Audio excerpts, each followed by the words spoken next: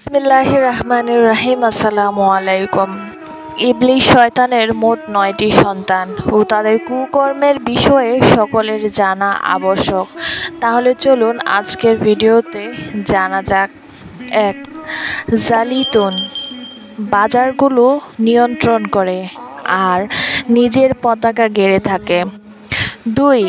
ওয়াসিন, মানুষের আকস্মিক বিপদে ফেলার দায়িত্বে নিয়োজিত থাকে।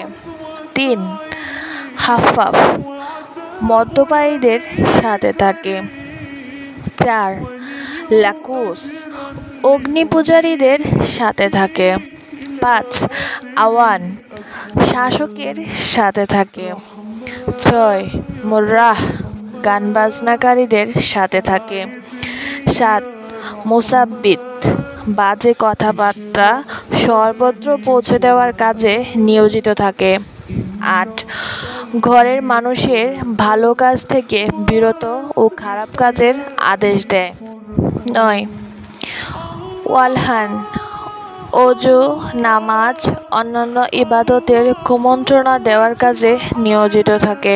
রাসূল সাল্লাল্লাহু আলাইহি ওয়াসাল্লাম বলেছেন, আল্লাহ ওই ব্যক্তির চেহারা উজ্জ্বল করে দেন যে আমার কোনো হাদিস শুনল অতঃপর অন্যের কাছে পৌঁছে দিয়েছে।